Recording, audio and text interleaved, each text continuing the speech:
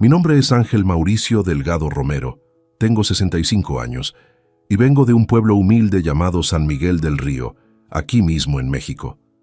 Toda mi vida creí que la familia era lo más grande que uno podía tener, y por esa creencia me partí el alma durante 20 años trabajando en Estados Unidos.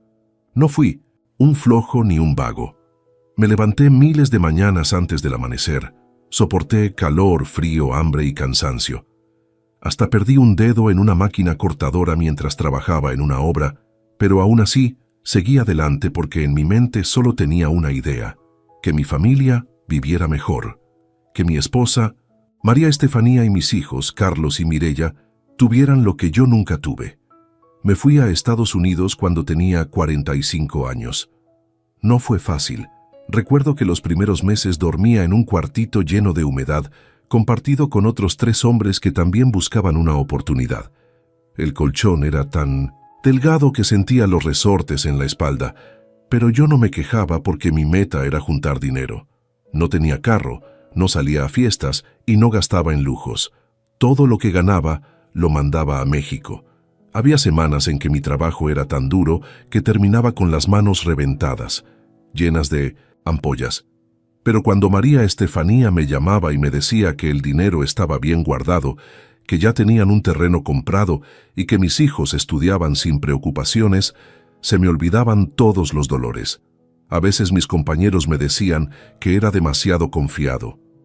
«Ángel, no mandes tanto, guárdate algo porque uno nunca sabe», me comentaban. Pero yo no les hacía caso porque creía de corazón en mi esposa. Me imaginaba que cuando regresara encontraría una casa bonita, un cuarto para cada hijo, una cocina amplia, un baño digno.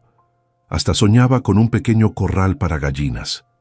Esos sueños me mantenían vivo mientras trabajaba, aunque me doliera el muñón del dedo perdido cada vez que hacía frío.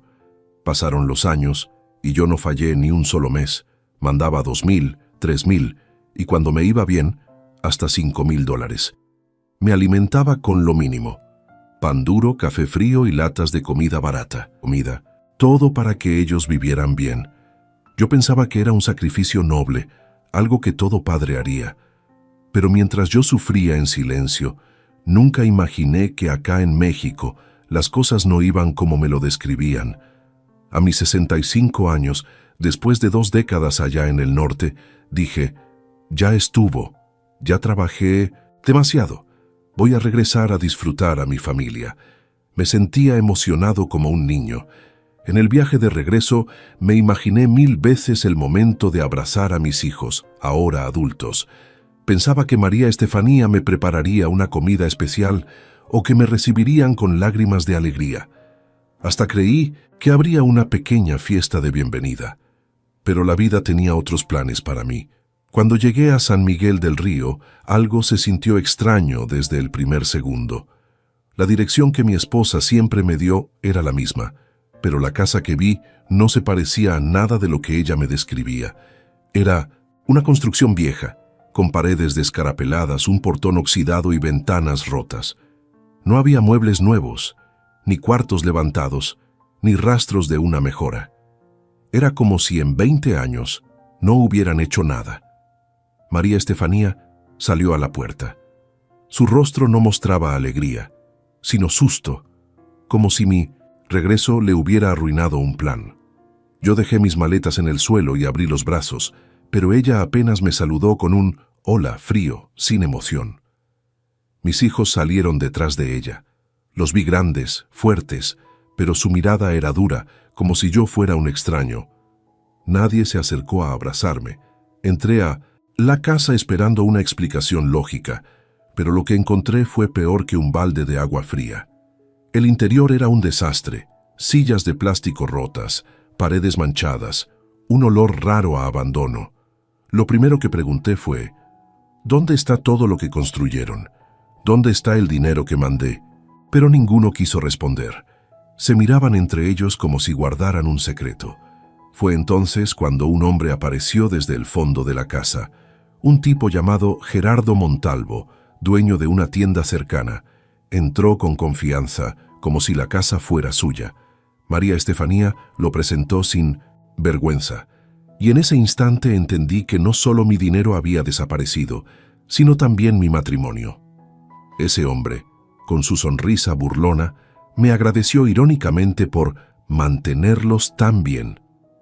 Ese fue el comienzo de la caída más dura de mi vida. El ver a Gerardo dentro de la casa que yo había soñado durante tantos años me dejó paralizado. No podía entender cómo ese hombre, un desconocido para mí, caminaba con tanta confianza por el lugar que se suponía que era mi hogar. Yo todavía tenía la ilusión tonta de que quizá todo era un malentendido, pero cuando vi cómo él le puso la mano en la cintura a María Estefanía, entendí que mis 20 años en Estados Unidos se habían convertido en una burla gigante. Mi corazón empezó a latir fuerte, no de emoción, sino de coraje y tristeza. Mis hijos, Carlos y Mireya, se quedaron detrás de ellos sin decir palabra. Ninguno mostró un poco de vergüenza. Yo traté de mantener la calma. No quería hacer un escándalo frente a los vecinos que ya asomaban la cabeza por la ventana. Les pregunté de nuevo qué habían hecho con el dinero, porque mandé miles y miles de dólares con la esperanza de que vivieran bien. Pero María Estefanía solo bajó la mirada con fastidio. Gerardo fue quien habló. Me dijo con una sonrisa burlona que las cosas cambian y que yo ya no tenía por qué reclamar nada. Ese comentario me cayó como un balde de agua helada. Sentí que me arrancaban el alma. Respiré hondo y traté de hablar con mis hijos, porque pensé que, al menos ellos me escucharían. Les dije que me partí la espalda por ellos, que hasta perdí un dedo trabajando para que no les faltara nada.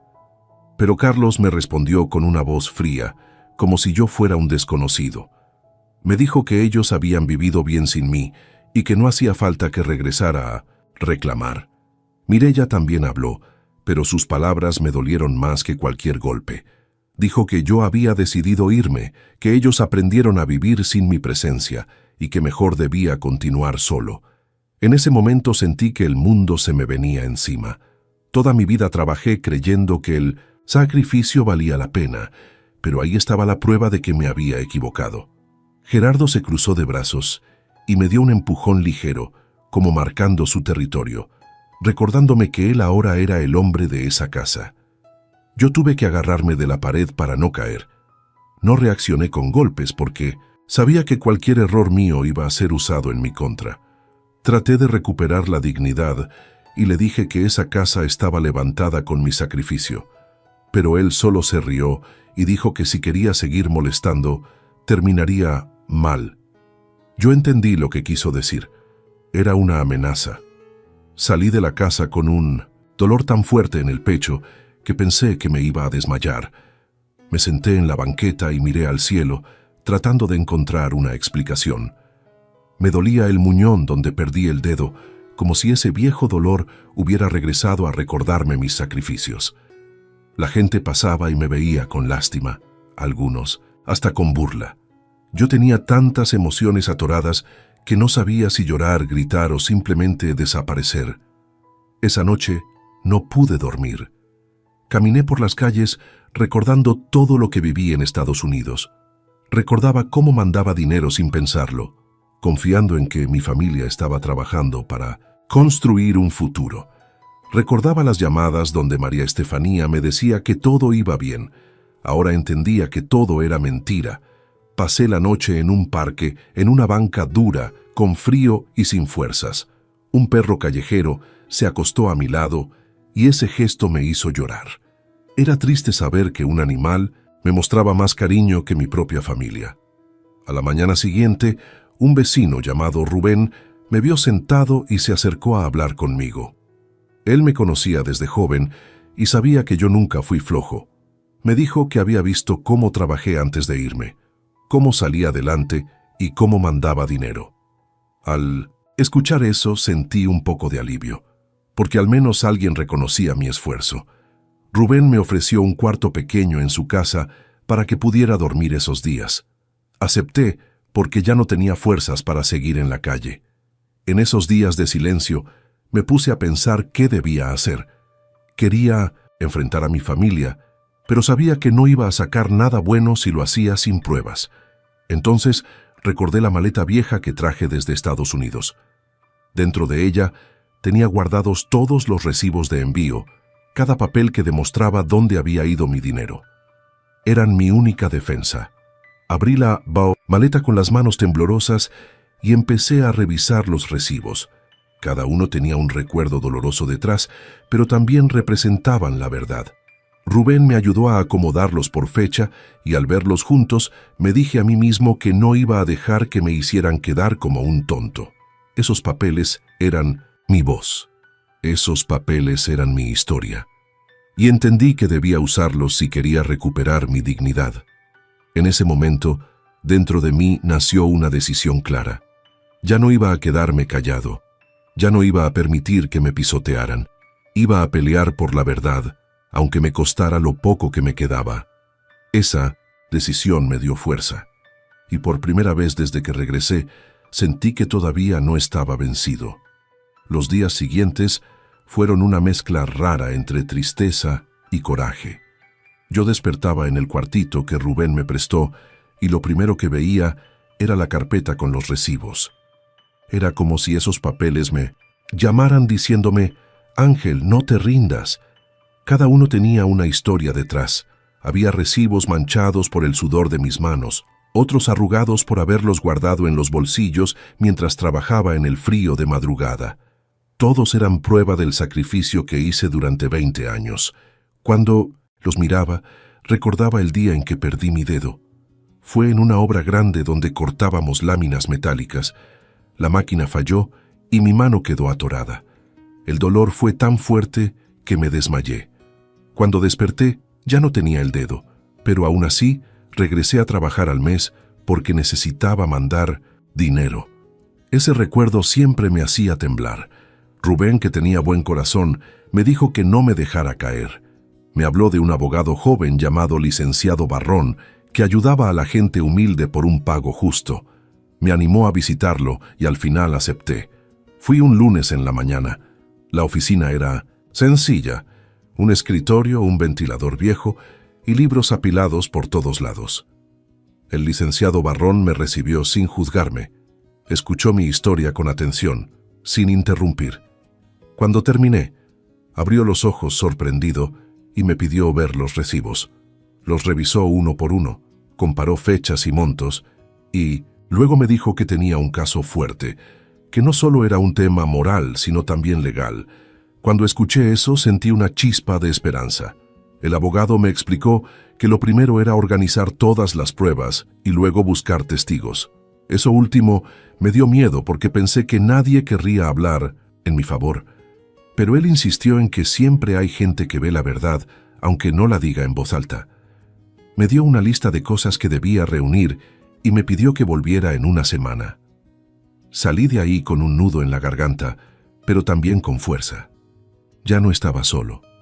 Esa tarde caminé por el pueblo con más seguridad. Me acerqué a la tienda de doña Ramira, una mujer que siempre veía todo lo que pasaba en la calle. Ella recordaba cómo María Estefanía llegaba con bolsas nuevas y decía que eran compras del dinero que mandaba mi marido. Doña Ramira aceptó dar su testimonio sin dudar. Ese gesto me hizo recuperar un poco la fe en la gente. Después fui con don Leandro, un señor mayor que siempre se sentaba afuera de su casa. Él también sabía que yo mandaba dinero mes tras mes. Me dijo que escuchó varias veces a Gerardo presumir que la vida estaba buena gracias al gringo que mandaba dólares. Esas palabras me dolieron, pero también fueron otra prueba que necesitaba. Con cada testigo que aceptaba ayudar, sentía que recuperaba un pedazo de mi dignidad. Aún así, mi corazón seguía pesado porque mis hijos no aparecían por ningún lado. Ellos pasaban frente a mí en la calle y volteaban la cara como si yo fuera un desconocido. Ese rechazo era lo que más me dolía. No tanto la traición de mi esposa, ni siquiera los insultos de Gerardo. Lo que más me partía el alma era que Carlos y Mireya me rechazaran. Yo todavía recordaba cuando eran pequeños y corrían a abrazarme cada vez que llegaba del campo. Recordaba sus risas, sus voces diciendo «papá». Ahora no quedaba nada de eso. A veces me preguntaba si algún día entenderían lo que hice por ellos, o si se quedarían encerrados en la mentira que les metió su madre. Una tarde, mientras revisaba mis recibos con Rubén, escuché que unos vecinos chismeaban en la calle.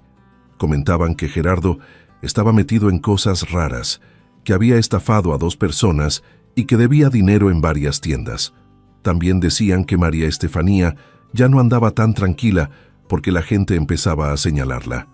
Al principio pensé que eran chismes exagerados, pero cuando se quiere conocer la verdad, cualquier pista sirve. Decidí no ignorar nada. Esa misma noche, mientras cenábamos unos frijoles, Rubén me dijo algo que se me quedó grabado. Me dijo: «Ángel, a veces la vida te destruye para obligarte a despertar. Tal vez esto que te pasa no es castigo, sino empujón». Esas palabras me hicieron sentir un alivio extraño. Nunca nadie me había dicho algo así. Por primera vez desde que regresé del norte, pensé que quizá todavía había un camino para mí. Me puse a trabajar más duro en reunir pruebas. Clasifiqué los recibos por año, hice copias, los guardé en sobres con etiquetas. También comencé a escribir una lista de todos los sacrificios que recordaba, no para llorar, sino para no olvidar quién era. Cada noche, antes de dormir, miraba mi mano y el hueco donde faltaba mi dedo. Ese hueco era la marca de mi entrega, y cada vez que lo veía, me recordaba que no podía dejar mi historia tirada por culpa de una traición. Cuando llegó el día de regresar con el abogado, ya llevaba una carpeta llena. Pero lo que no sabía era que ese iba a ser el inicio de algo mucho más grande de lo que imaginaba. Regresé con el licenciado Barrón cargando la carpeta de pruebas como si fuera un tesoro. Él me recibió con una sonrisa tranquila, colocó todos los sobres sobre el escritorio y comenzó a revisar cada documento con calma, como si buscara piezas de un rompecabezas complicado. Mientras él revisaba, yo sentía una mezcla de nervios y esperanza. No sabía qué iba a pasar, pero por primera vez en mucho tiempo no me sentía derrotado. Cuando terminó de leer, levantó la vista y me dijo que lo que tenía era suficiente para iniciar un proceso legal. No solo era el dinero enviado, también eran las mentiras, las promesas rotas y la manipulación que habían usado contra mí. Sus palabras me confirmaron que tomé el camino correcto. El abogado me explicó que debíamos prepararnos para enfrentarnos a más ataques de parte de María Estefanía y de Gerardo. Me dijo que un hombre desesperado siempre trata de hundir al que quiere, salir adelante. Yo asentí porque ya lo había vivido en carne propia. Después me pidió que le contara todo, desde el día que me fui a Estados Unidos hasta el momento en que encontré a ese hombre dentro de mi casa. Le conté todo con calma, pero hubo momentos en los que tuve que detenerme porque la voz se me quebraba. Él anotaba cada detalle sin interrumpirme. Cuando terminé me dijo que mi historia era fuerte y que muchas cosas jugarían a mi favor. Esa misma tarde, mientras regresaba a casa de Rubén, pensé mucho en lo que el abogado dijo. «Van a pelear sucio», me advirtió. Y no se equivocó. Al día siguiente, al salir a comprar pan, escuché a 2 mujeres diciendo que yo era un abandonado, que había dejado a mi familia para irme con otra mujer. Era una mentira evidente, pero dolía igual. Me acerqué a ellas y les dije que lo que estaban repitiendo era falso. Ellas bajaron la mirada y se fueron sin decir nada. Yo sabía que esas mentiras solo podían venir de María Estefanía o del mismo Gerardo. Era su manera de debilitarme. En la tarde, Rubén regresó con nuevas noticias. Me contó que en el pueblo ya corría el rumor de que Gerardo estaba en problemas con varias personas por deudas. Algunos aseguraban que usaba el dinero que María Estefanía recibía de mí para pagar esos enredos. Eso explicaba muchas cosas. No me alegraba saberlo, pero me daba una idea más clara de lo que enfrentaba. No era solo traición, era un plan para aprovecharse de mí desde hacía tiempo. Esa noche, mientras acomodaba los recibos, pensé en mis hijos. No había señal de ellos. Carlos pasaba frente a mí sin saludar. Mireya ni siquiera volteaba a verme. A veces me preguntaba si realmente me odiaban o si solo estaban repitiendo lo que su madre les decía. Me dolía aceptar que quizá los perdí para siempre, Pero cada vez que pensaba en eso, recordaba algo que me decía mi padre antes de morir. El tiempo acomoda las cosas. Yo esperaba que algún día ellos entendieran la verdad. Al día siguiente volví a buscar testigos. Doña Ramira me presentó a una mujer llamada Aurora, quien trabajaba limpiando casas en el barrio. Ella me dijo que una vez escuchó a María Estefanía presumir que tenía 2 hombres que la mantenían. Eso me cayó como un balde de agua helada. No sabía si llorar o reír del coraje. Aurora aceptó dar su testimonio, y eso fortalecía aún más mi caso.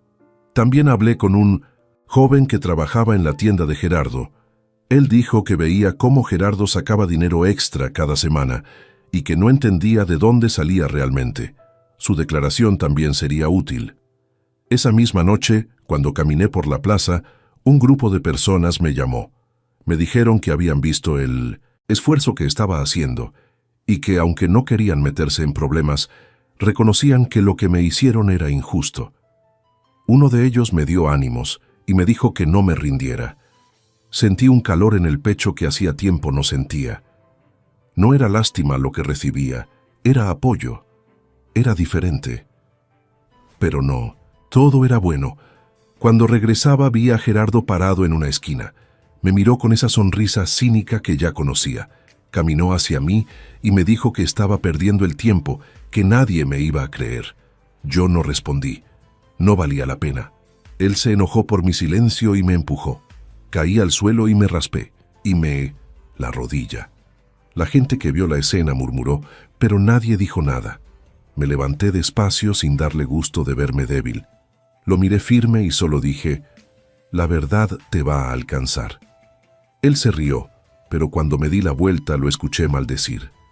Esa noche, al llegar con Rubén, le conté lo ocurrido. Él me dijo que ya no debía caminar solo y que no dejara que ese tipo me intimidara. Yo asentí. No tenía miedo, pero sí sabía que Gerardo estaba desesperado, y un hombre así puede hacer locuras. Me acosté mirando el techo, pensando en todo lo que había vivido desde mi regreso. Era increíble cómo una vida entera podía cambiar tan de golpe. Pero también entendí algo importante. Aunque había perdido muchas cosas, todavía tenía fuerza. Y mientras tuviera fuerza, iba a seguir adelante. Porque no luchaba por venganza, sino por justicia. Y apenas estaba comenzando. Los días siguientes se volvieron más tensos. Yo trataba de mantenerme ocupado reuniendo pruebas, hablando con testigos y organizando todo lo que me pedía el licenciado Barrón, pero mientras más avanzaba, más fuerte se ponía la reacción de María Estefanía y de Gerardo. Ellos no estaban dispuestos a dejarme mover las cosas tan fácil, y cada pequeño paso que yo daba parecía molestarlos más. Aún así no pensaba retroceder. Una tarde, mientras caminaba hacia la tienda para comprar tortillas, me crucé con Mireya. Mi corazón se aceleró porque, aunque me había tratado mal, seguía siendo mi hija. Pensé que tal vez ese día sería diferente. Le sonreí y dije, «Hola, hija», pero ella ni siquiera disminuyó el paso.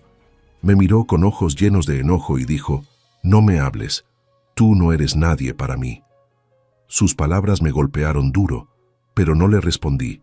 No quería discutir con ella en plena calle. Cuando se alejó sentí un nudo en la garganta. Era como si me apretaran el pecho con una mano fría. Aún así me repetí que el tiempo pondría las cosas en su lugar. Al llegar a la tienda, doña Ramira me llamó con un gesto. Me contó que había escuchado a Gerardo hablando con unos conocidos. Decía que yo estaba inventando cosas porque estaba frustrado y que pronto se iba a encargar de mí. Eso me preocupó porque ya eran palabras más fuertes. Me agradeció por mantener la calma la última vez y me dijo que no me rindiera. Su apoyo me dio un poco de consuelo. Esa noche, cuando regresé a casa de Rubén, él me dijo que el abogado había dejado un recado en su teléfono, que quería verme al día siguiente para revisar avances. No pude dormir bien porque estaba pensando en lo que vendría. Me acosté mirando mi mano lastimada, recordando la pérdida del dedo y de cómo ese accidente había marcado mi vida. Me preguntaba si todo ese sacrificio valía algo, pero luego al cerrar los ojos Recordé los aplausos de la gente cuando el periodista sacó la nota sobre mi caso y aquella pequeña esperanza regresó. Al día siguiente, me levanté temprano y fui a la oficina del licenciado Barrón. Al llegar, me hizo pasar de inmediato. Noté que tenía nuevos documentos sobre su escritorio. Me explicó que había investigado a Gerardo y encontró más información sobre sus problemas legales.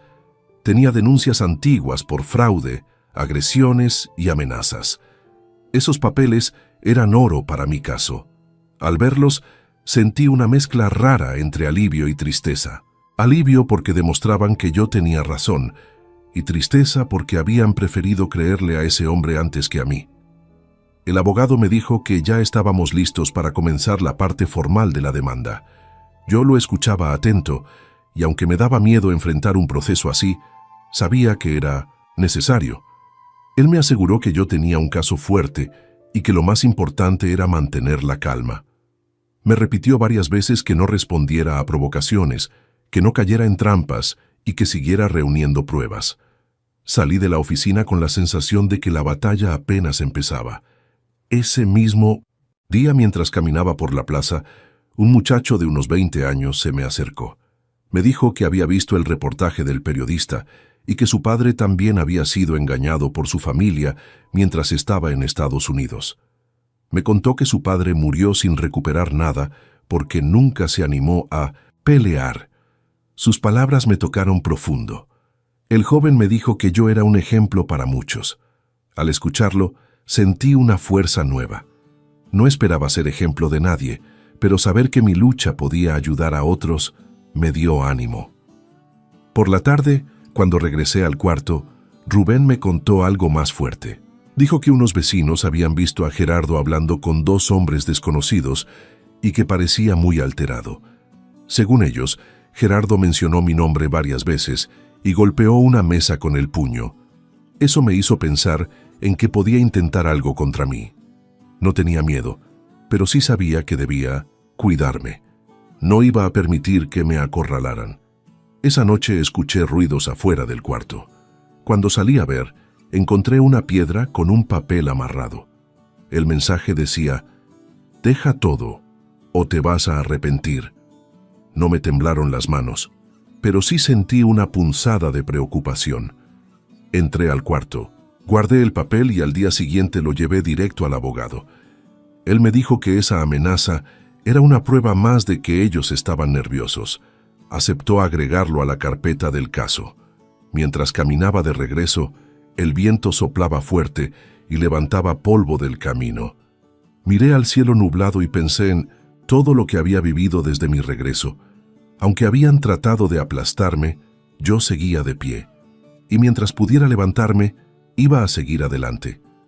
Esa noche, sentado en la cama, miré mis recibos acomodados y sentí algo nuevo. Determinación pura. Ya no era solo una lucha por mi casa o mi nombre. Era una lucha por mi propia dignidad, y estaba listo para lo que viniera. Los días siguientes a la amenaza escrita fueron los más tensos que había vivido desde mi regreso. Cada vez que escuchaba un ruido afuera del cuarto, mi corazón se aceleraba pensando que Gerardo o alguno de sus amigos podían aparecer. Rubén me dijo que no saliera de noche y que tratara de moverme siempre acompañado. Agradecí su preocupación porque yo sabía bien que cuando un hombre como Gerardo empieza a perder control, también pierde vergüenza y se vuelve más peligroso.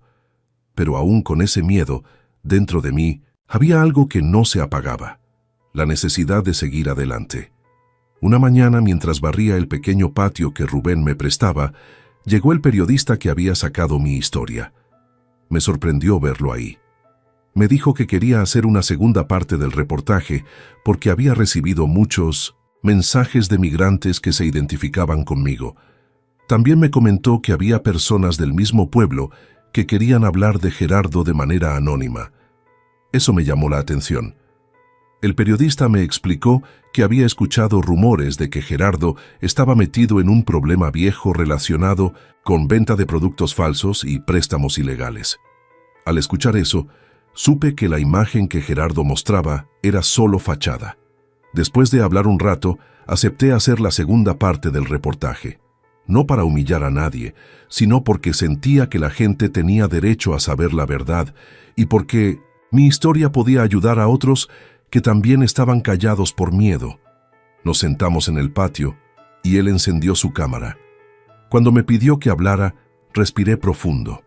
Conté cómo me fui a Estados Unidos, cómo perdí mi dedo en el trabajo, cómo envié dinero durante 20 años y cómo al regresar no encontré nada. Cada palabra salía con dolor pero con firmeza. Él escuchó sin interrumpir. Cuando terminamos, me dio la mano y me dijo que mi valentía iba a inspirar a muchas personas. Ese mismo día, fui con el abogado para entregarle más pruebas. Le mostré la amenaza y le conté sobre las nuevas personas que querían hablar del pasado de Gerardo. El licenciado Barrón tomó nota de todo y me dijo que eso reforzaba aún más el caso. Luego me explicó que pronto tendríamos que enfrentar la primera audiencia pequeña, una presentación inicial donde se mostraban pruebas básicas. Me advirtió que probablemente María Estefanía y Gerardo llegarían con actitud agresiva, pero que no debía caer en provocaciones. Yo asentí. No iba a meterme en problemas por culpa de ellos. Al salir de la oficina me encontré con Carlos. Él venía caminando rápido, como si no quisiera que lo viera. Pero al pasar, junto a mí le dije, «Hijo, quiero hablar contigo». Él se detuvo un segundo, pero no se volvió.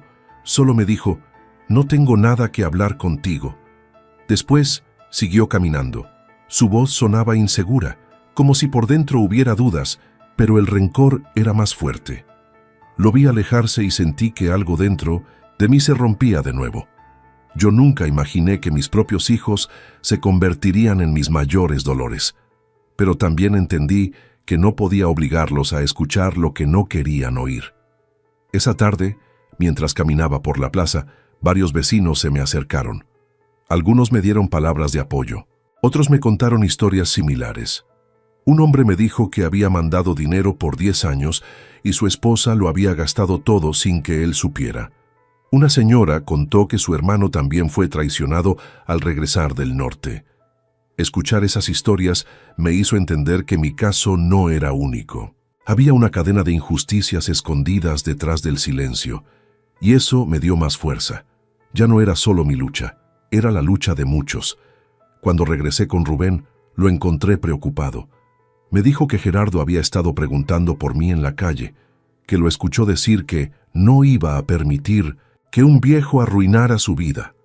Eso me preocupó, pero también me hizo pensar, ¿por qué tenía tanto miedo si él decía ser inocente?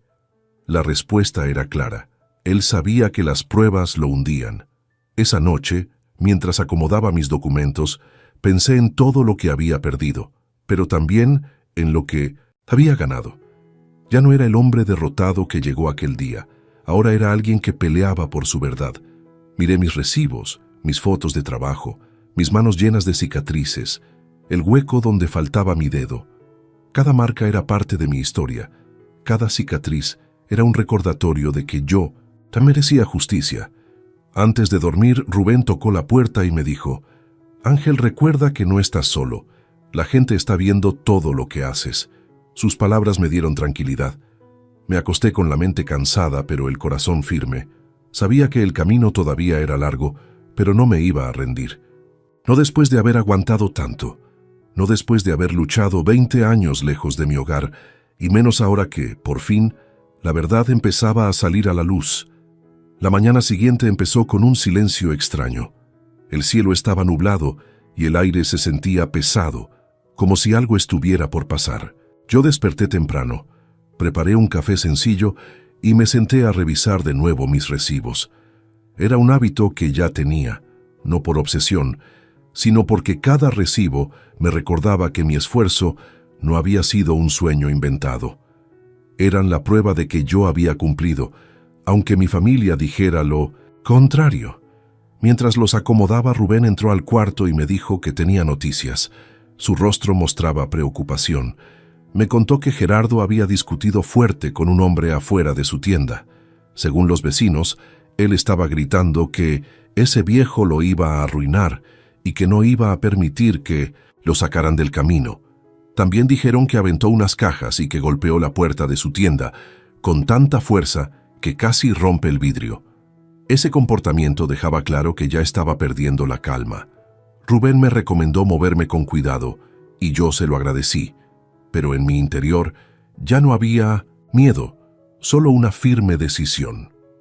A media mañana fui con el licenciado Barrón para revisar los últimos detalles de la primera audiencia preliminar. Él me explicó que sería algo sencillo, pero importante. Tendrían que presentarse pruebas iniciales y demostrar que la demanda tenía bases sólidas. También me advirtió que María Estefanía quizá intentaría verme como el malo de la historia. Yo asentí porque ya sabía que ella no iba a detenerse. El abogado me pidió mantener la calma en todo momento, porque cualquier mal gesto podría ser usado en mi contra. Le prometí que así sería. Al salir de mi oficina vi a Mireya en la esquina. Estaba con dos amigas y parecía molesta. Cuando me vio, hizo una mueca de desagrado. Yo caminé hacia ella con la esperanza de que pudiéramos hablar, aunque fuera unos segundos. Le dije con voz suave: «Mireya, hija, yo no quiero pelear contigo, solo quiero que sepas que siempre trabajé por ustedes». Ella me interrumpió con una frase fría como el hielo: «Tú solo trajiste problemas. Antes de que regresaras vivíamos tranquilos». Sus amigas la miraron incómodas, pero ella no bajó el tono. Yo respiré hondo y le dije que la quería, aunque ella no lo creyera. Se dio media vuelta y se fue sin mirar atrás. Ese fue uno de los dolores más grandes que he sentido. Caminé hacia la plaza tratando de recuperarme. Sentía un hueco en el pecho, como si me faltara el aire.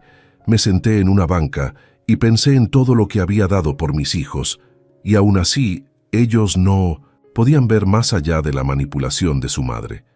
Pero también entendía que algún día, cuando el enojo se les bajara, podrían ver la verdad. Al menos eso quería creer. Mientras estaba sentado, se acercó un señor que yo conocía bien, don Pascual. Él trabajó muchos años en el campo conmigo antes de que yo me fuera a Estados Unidos. Se sentó a mi lado y me dijo: «Ángel, no estás solo. Muchos aquí sabemos lo que tú hiciste. No te dejes caer». Sus palabras me hicieron sentir un poco de calma. Platicamos un rato y él me contó que había escuchado que Gerardo estaba planeando hablar con un par de conocidos para darme un susto. Eso me puso alerta. Sabía que él era capaz de cualquier cosa, con tal de no perder lo que había agarrado por la fuerza. Al mediodía, decidí pasar frente a mi antigua casa. No quería entrar, solo observar. Cuando llegué, vi que la puerta estaba abierta y había música alta. Desde afuera escuché risas como si estuvieran celebrando algo. María Estefanía salió un momento con una bolsa de basura en la mano y me vio. Su expresión cambió al instante. Cerró la puerta de golpe como si yo hubiera ido a provocarla. No dije nada. Me quedé parado unos segundos mirando la fachada vieja y deteriorada. Esa casa que yo imaginé hermosa estaba convertida en un nido de mentiras. De pronto, Gerardo salió. Caminó hacia mí con una sonrisa torcida. Se paró frente a mí y dijo: «Viejo, ya deja de hacerte ilusiones. Nada de esto va a funcionarte». Yo no respondí. Él dio un paso más y agregó: «Tú no sabes con quién te metes». En ese momento, varios vecinos se asomaron desde sus puertas. Eso me dio un poco de valor. Lo miré directo a los ojos y le dije: «No me voy a detener. Si tengo que llegar hasta el final, lo haré». Sus ojos cambiaron. Ya no se veía confiado, sino nervioso. Se dio la vuelta y entró golpeando la puerta. Eso me reveló algo. Él ya veía su final cerca. Regresé con Rubén porque no quería exponerme más. Al llegar, él me estaba esperando con un plato de comida caliente. Mientras comíamos, me dijo que había escuchado a varias personas comentar que la comunidad empezaba a tomar partido. Algunos apoyaban a María Estefanía por costumbre, pero otros decían que ella había abusado de mi confianza. Yo sabía que ese cambio de opinión no solucionaba todo, pero ayudaba a que la verdad se moviera. Esa noche, antes de dormir, pensé en todo lo que vendría. La audiencia estaba cerca, las tensiones crecían y mis hijos seguían en mi contra, pero también sabía que había dado cada paso con la verdad por delante, y aunque me doliera, estaba listo para enfrentar lo que viniera, porque ya no era el ángel derrotado que llegó aquel día. Ahora era un hombre que conocía su fuerza. El día de la audiencia llegó más rápido de lo que imaginé. Desde que desperté sentí una presión en el pecho. No era miedo, era una mezcla de nervios y esperanza. Sabía que ese día no se iba a resolver todo, pero sí marcaría el rumbo de lo que venía. Me puse la mejor ropa que tenía, una camisa limpia, que Rubén me había planchado la noche anterior. Él me dijo que iba a acompañarme, que no me quería dejar solo. Agradecí ese gesto porque en momentos así es cuando uno se da cuenta de quién está a su lado de verdad. Cuando llegamos al juzgado, el licenciado Barrón ya estaba ahí con su maletín lleno de documentos. Me saludó con firmeza y me dijo que estuviera tranquilo, que las pruebas hablaban solas. Yo traté de respirar hondo, pero el corazón me golpeaba fuerte. A los pocos minutos vi llegar a María Estefanía y a Gerardo. Ella llevaba una carpeta vieja, seguramente llena de mentiras, y él tenía esa sonrisa burlona que tanto me irritaba. Mis hijos venían detrás, caminando con la cabeza baja, pero sin mirarme. Ese detalle fue como una punzada en el pecho. Entramos a la sala y nos sentamos en lados opuestos. El juez llegó y pidió silencio. Su voz era firme y seria. Comenzó pidiéndole al abogado que presentara la razón de la demanda. El licenciado Barrón se levantó, habló con seguridad y explicó todo lo que yo había vivido. Mostró los recibos, las fechas, los montos. Colocó todo en la mesa del juez. Después mencionó los testimonios de los vecinos y la amenaza que habían dejado en mi puerta. Yo lo escuchaba con atención, sintiendo cómo mi verdad se hacía grande frente a todos. Luego le tocó hablar a María Estefanía. Ella intentó verse tranquila, pero su voz temblaba. Dijo que yo había abandonado a la familia, que mandaba poco dinero y que ella tuvo que hacerse cargo sola de los hijos. También dijo que no sabía de dónde sacaba yo tantos recibos. El juez la interrumpió y le pidió pruebas. Ella abrió su carpeta, pero solo tenía papeles sin importancia y un par de facturas viejas que no demostraban nada. Se le notó el nerviosismo. Cuando fue el turno de Gerardo, él intentó verse seguro. Dijo que no tenía nada que ver conmigo, que solo estaba apoyando a María Estefanía porque era su pareja. Negó haberme amenazado y negó haber gastado mi dinero. Pero cuando el abogado presentó sus antecedentes legales, el juez frunció el ceño. Se hizo un silencio pesado en la sala. Gerardo intentó justificarse diciendo que eran cosas del pasado, pero el juez lo regañó por su actitud agresiva y su falta de pruebas. Después, el juez pidió que yo hablara. Me levanté despacio. Sentí que mis piernas temblaban, pero me mantuve firme. Miré al juez, no a mi familia, y hablé con el corazón. Le dije que me fui por necesidad, no por gusto, que trabajé hasta perder un dedo en una máquina, que soporté frío, calor, hambre y tristeza solo para mandar dinero a México. Conté cómo me imaginaba una casa bonita, cómo soñaba con abrazar a mis hijos y cómo me encontré con traición al regresar. Dije todo sin llorar, pero con la voz llena de verdad. La sala quedó en silencio. Incluso mis hijos me miraron por unos segundos, como si algo dentro de ellos dudara por primera vez. Cuando terminé, el juez dijo que las pruebas eran suficientes para continuar con la demanda. No era una resolución final, pero era un avance enorme. Declaró que habría una siguiente audiencia más amplia y pidió revisar la situación legal de la casa. María Estefanía se llevó las manos al rostro, claramente nerviosa. Gerardo apretó los dientes de coraje. Mis hijos no dijeron nada, pero pude ver en sus caras una mezcla de vergüenza y confusión. Cuando salimos del juzgado, un pequeño grupo de personas estaba afuera. Algunos se acercaron a darme ánimo.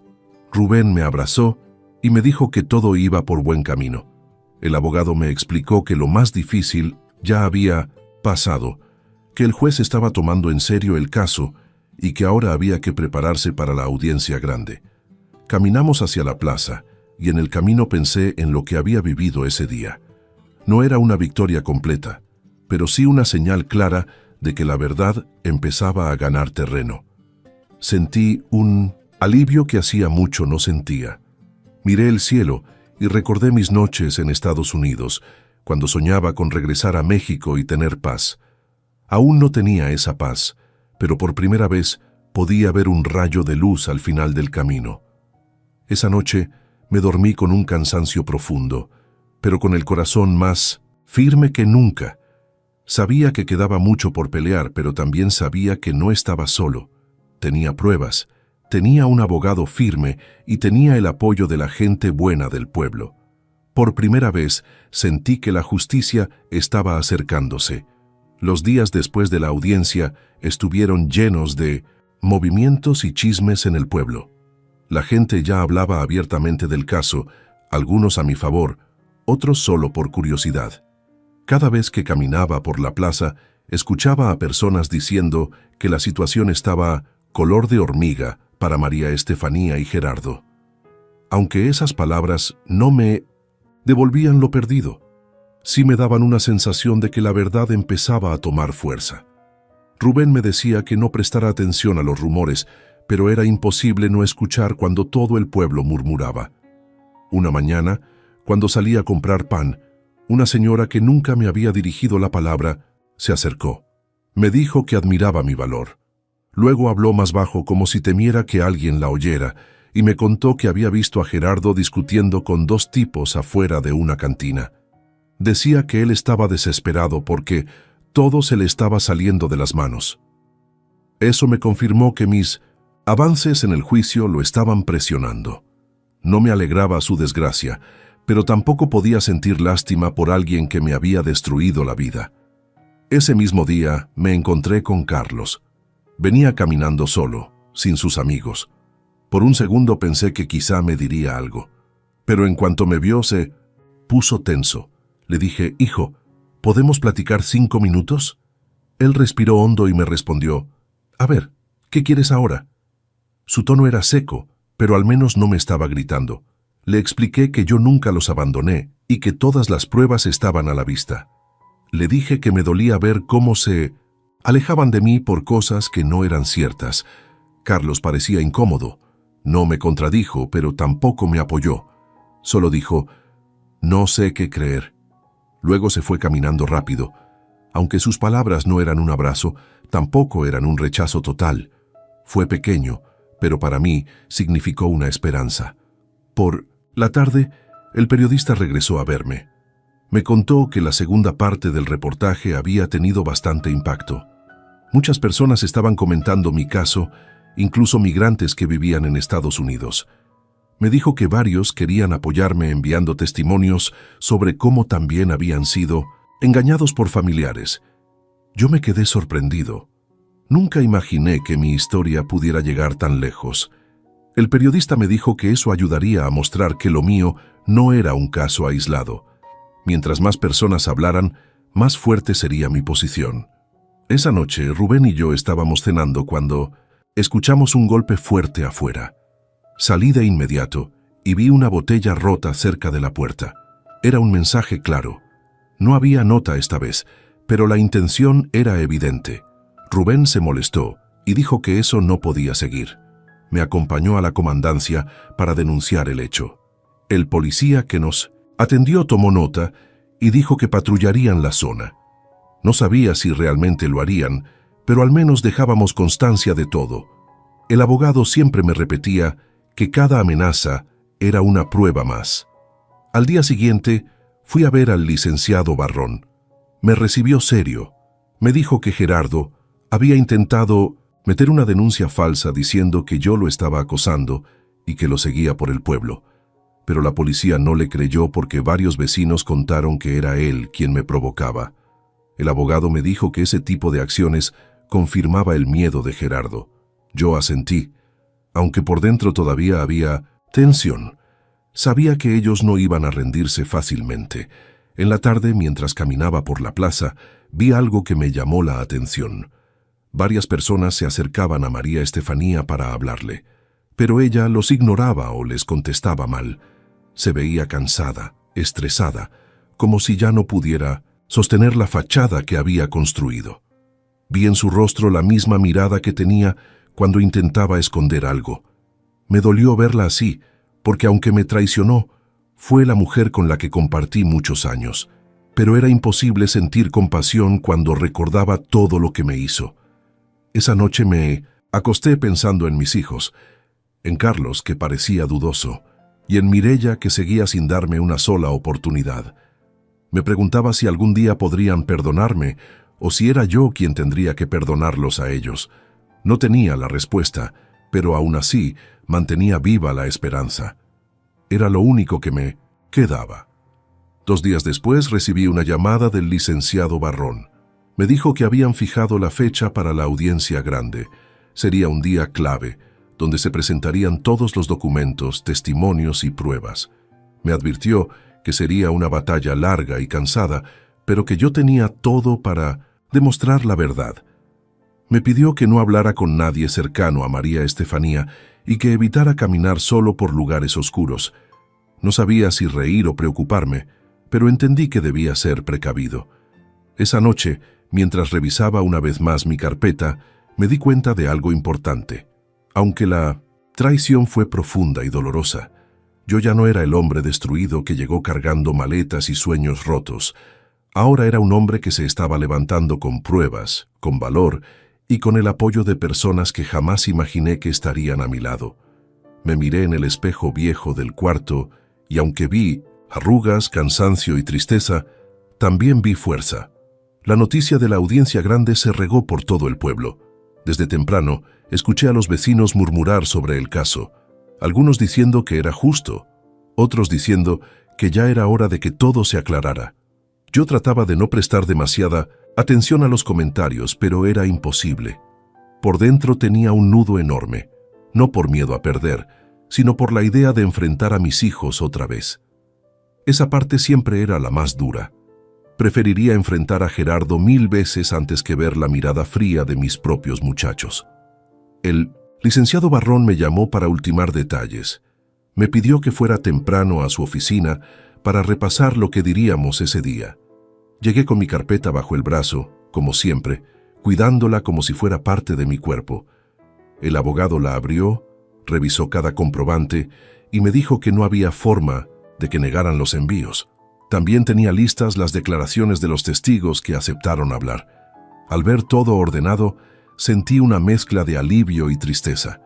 Era increíble que tanta prueba existiera, y aún así, mi familia hubiera preferido creerle a un desconocido. El abogado también me dijo que debíamos prepararnos para un ataque más fuerte de parte de Gerardo, que seguramente intentaría provocar un pleito dentro o fuera del juzgado para hacerme ver como un hombre violento. Me pidió que pasara lo que pasara, mantuviera la calma. Yo le prometí que así sería. No iba a arruinar todo por reaccionar a una provocación. Al salir de la oficina, me encontré con doña Ramira. Ella me dijo que había escuchado que María Estefanía y Gerardo estaban discutiendo mucho últimamente, que él la culpaba de todo y que ella lo acusaba de haberla metido en problemas. Según la gente, ya no dormían, tranquilos, y hasta habían tirado la puerta de tanto pelear. Saber eso no me alegró, pero sí me hizo entender que la verdad los estaba alcanzando. Más tarde, mientras caminaba hacia la plaza, vi a Mireya sentada en una banca con su celular en la mano. Dudé si acercarme, pero al final lo hice. Le dije: «Hija, sé que estás molesta conmigo, pero quiero que escuches algo». Ella levantó la mirada con impaciencia, pero no se fue. Aproveché ese pequeño gesto. Le dije que los recibos eran reales, que cada dólar enviado tenía un sacrificio detrás, que incluso había perdido un dedo trabajando para ella y su hermano. Le conté que nunca les fallé y que todo lo que decían de mí eran mentiras. Mireya apretó los labios. Por un instante pareció quebrarse, pero luego volvió a ponerse dura. Dijo: «No sé si creerte», pero ya no sonó tan segura como antes. Ese pequeño cambio fue un rayo de esperanza. Esa noche, Rubén y yo cenamos unas quesadillas. Me dijo que estaba orgulloso de lo lejos que había llegado, que al principio me vio destruido, pero ahora veía a un hombre con fuerza. Sus palabras me hicieron sentir un calor en el pecho. Tener a alguien que creyera en mí en medio de tanta traición era un regalo que no esperaba. Cuando terminó la noche, recibimos una visita inesperada. Era el joven del puesto de periódicos. Traía una copia del nuevo reportaje del periodista. En la portada venía una frase grande que decía: «Migrante lucha por recuperar su dignidad tras 2 décadas de buenos sacrificio». La foto era mía, sentado en la plaza. El reportaje hablaba de mi historia, de mis pruebas y de la injusticia que viví. También mencionaba a otros migrantes que vivieron engaños parecidos. Sentí mis ojos llenarse de lágrimas, no de tristeza, sino de alivio. Alguien estaba escuchando mi verdad. A la mañana siguiente, antes del juicio, ocurrió algo inesperado. Mientras caminaba hacia la oficina del abogado, Carlos me alcanzó. Iba serio, pero no agresivo. Me dijo: «Papá, vi el reportaje. No sabía muchas cosas». Su voz temblaba. Yo solo pude decir: «Hijo, siempre estuve contigo, aunque estuviera lejos». Él bajó la mirada y dijo: «No sé qué pensar, solo quería que lo supieras». No era una reconciliación, pero sí un primer paso, un paso que yo había esperado por años. Al llegar al juzgado, la tensión se podía cortar con un cuchillo. María Estefanía evitó verme. Gerardo me miraba con odio. El juez entró y llamó a las partes. El abogado habló primero, con firmeza y claridad. Presentó mis pruebas, una por una. Luego los testigos dieron su declaración. Todo era contundente. Cuando fue el turno de Gerardo, perdió la paciencia. Empezó a levantar la voz, a insultar al abogado y hasta me señaló diciendo que yo era un viejo mentiroso. El juez lo calló varias veces, pero él seguía como loco. La gente en la sala murmuraba. Mi corazón latía rápido, pero me mantuve firme. Entonces, lo inesperado sucedió. Mireya se levantó de su asiento, nerviosa, y pidió hablar. El juez se lo permitió. Ella dijo: Yo quiero decir que mi papá siempre mandó dinero. Mi mamá lo decía. Yo lo escuché muchas veces». Su voz se quebró. María Estefanía se quedó helada. Gerardo la miró con furia. Ese momento cambió todo. El juez pidió silencio y continuó con el proceso. Yo sentí que el mundo daba un giro. Mi hija, aunque herida, había hablado. Eso valía más que cualquier documento. Cuando terminó la audiencia, el juez dijo que pronto habría resolución. Yo salí del juzgado sintiendo que algo dentro de mí se reparaba. No estaba completo, pero sí más fuerte. El final estaba cerca, y yo estaba listo. Después de la audiencia en la que Mireya habló a mi favor, el ambiente en el pueblo cambió por completo. Era como si todos hubieran despertado de un sueño largo. Algunos que antes me miraban con desprecio, ahora bajaban la cabeza cuando pasaba. Otros me daban una palmada en la espalda y me decían que al fin se estaba viendo la verdad. Yo no buscaba aplausos, pero era imposible no sentir un poco de alivio. Sin embargo, también sabía que las cosas no habían terminado. El juez todavía tenía que dar la resolución final, y eso me tenía con el corazón inquieto. Esa tarde, después del juicio, decidí sentarme un rato en la plaza para despejar mi mente. Mientras observaba a la gente pasar, sentí cómo el cansancio acumulado de tantos meses se asentaba en mis huesos. No era solo cansancio físico, era un agotamiento emocional que me había acompañado desde que regresé del norte. Aún así, dentro de mí había una sensación nueva, una fuerza que antes no tenía. Quizá era esperanza, o tal vez simplemente la certeza de que había hecho lo correcto. De pronto, sentí que alguien se sentaba a mi lado. Era Carlos. Me sorprendió verlo ahí, porque desde que hablé con él antes del juicio no lo había visto. Tenía los ojos rojos como si no hubiera dormido. Me miró con un gesto serio y dijo: «Papá, lo que dijo Mireya me hizo pensar». Yo lo escuché en silencio.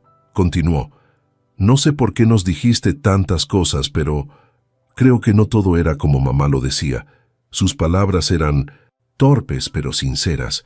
Yo respiré hondo y le contesté: «Hijo, yo nunca quise lastimarlos. Todo lo que hice fue por ustedes». Carlos apretó los labios como tratando de contener algo y finalmente dijo: «No te prometo nada, pero intentaré entender».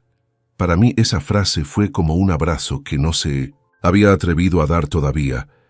Esa noche dormí un poco más tranquilo. Rubén me dijo que era buena señal que Carlos se acercara y que poco a poco las cosas iban a acomodarse. Yo quería creerlo, aunque todavía tenía dudas. La relación con mis hijos parecía haberse roto casi por completo, pero verlos, dar esos pequeños pasos me hacía pensar que tal vez no todo estaba perdido. A la mañana siguiente, el licenciado Barrón me llamó.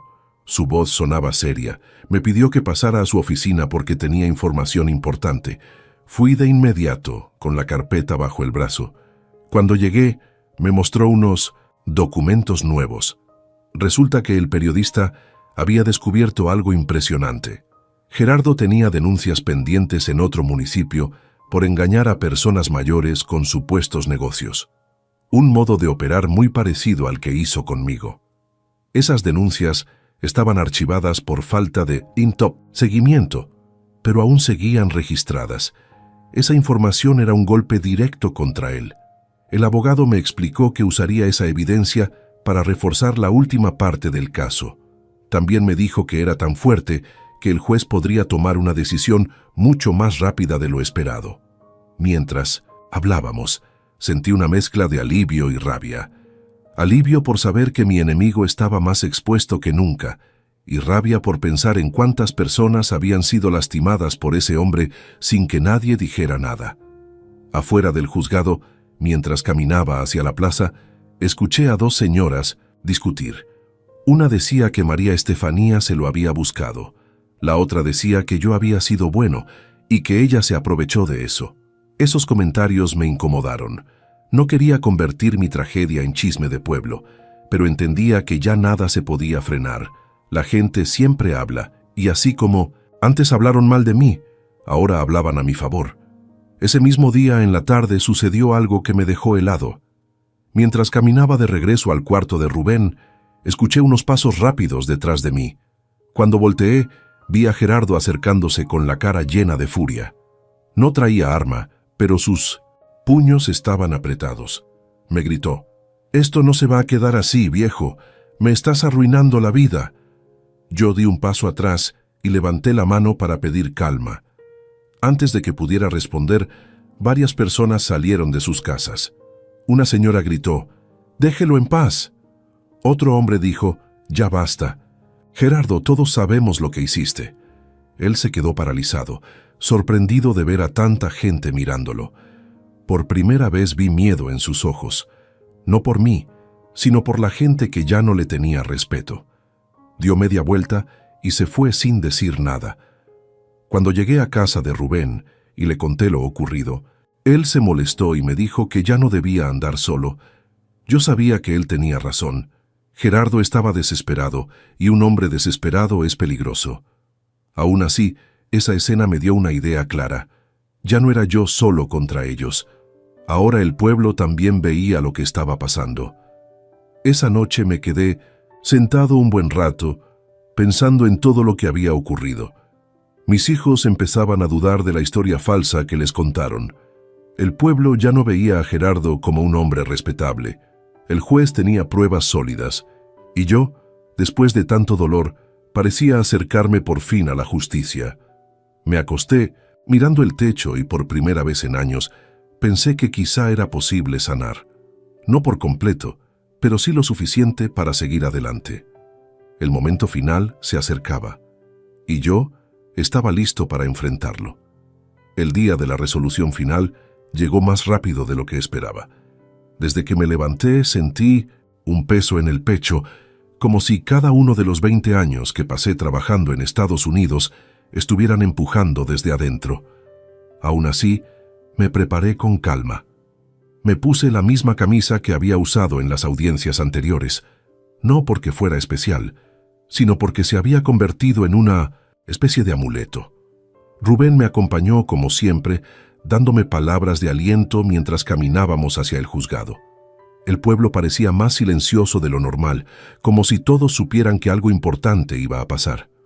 Cuando llegamos, El licenciado Barrón ya estaba ahí, me saludó con firmeza y Tinsim me dijo: «Hoy se cierra todo, Ángel. Pase lo que pase, usted ha sido valiente». Sus palabras me dieron un poco de tranquilidad. A los pocos minutos llegaron María Estefanía, Gerardo y mis hijos. María Estefanía venía con la mirada perdida, como si supiera que no tenía nada que hacer. Gerardo tenía la cara dura, pero se notaba nervioso. Carlos y Mireya caminaban detrás, sin tocar a ninguno de los dos. No sabía si eso era bueno o malo, pero por primera vez no mostraban rechazo hacia mí. Entramos a la sala y el juez pidió silencio. Su rostro estaba serio, pero no enojado. Tomó un folder grueso y dijo que había revisado todas las pruebas, testimonios, declaraciones y antecedentes. También mencionó los reportajes que habían circulado y la presión social que el caso había generado en la comunidad. Yo escuchaba cada palabra con el corazón latiendo como si fuera a romperse. El juez comenzó, señalando que los recibos enviados desde Estados Unidos eran legítimos, verificables y consistentes con mis declaraciones.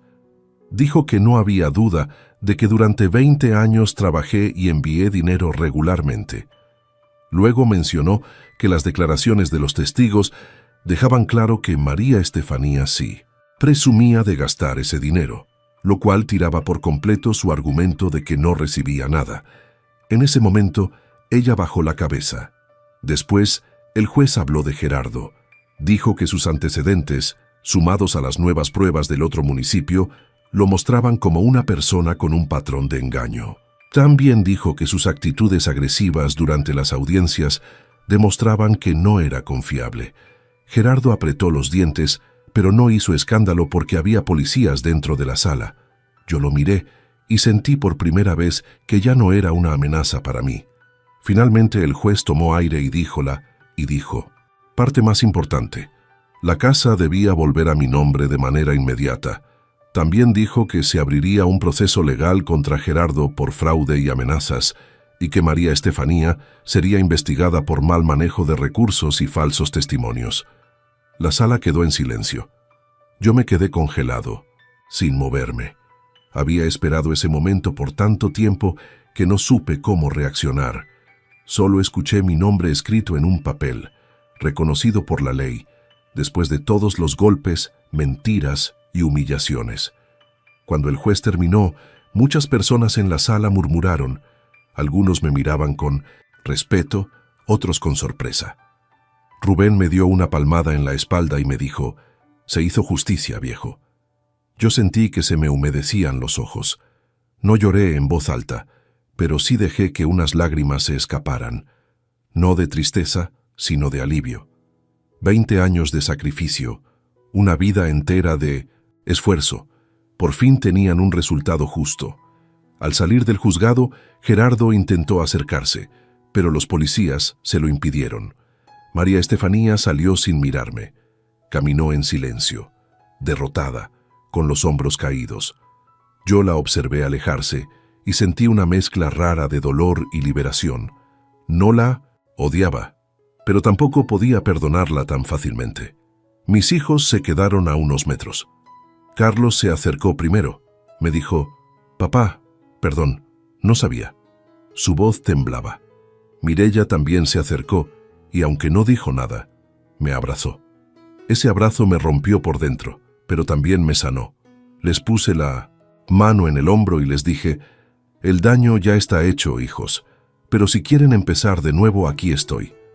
Después de eso, regresamos a la casa que ahora legalmente era mía. La miré con otros ojos. Ya no la veía como el símbolo de la traición, sino como el lugar donde podía comenzar una nueva vida.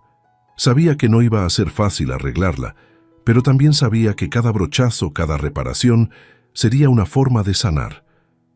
Los días siguientes fueron tranquilos. El pueblo volvió a su rutina, pero ahora me saludaban con respeto. Algunos migrantes que habían leído mi historia me buscaron para platicar. Me di cuenta de que no estaba solo, que muchos habían pasado por lo mismo y que tal vez mi voz había ayudado a otros a levantar la suya. Una noche, sentado en el patio, pensé en todo lo que había pasado.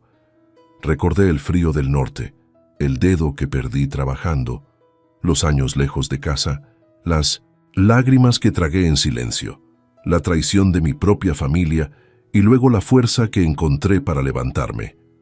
Me di cuenta de que, aunque la vida me había golpeado duro, todavía tenía algo que muchos no, la capacidad de seguir adelante. Respiré profundo y miré el cielo. No recuperé mis 20 años, pero recuperé mi dignidad. Y eso, para un hombre como yo, vale más que cualquier cosa.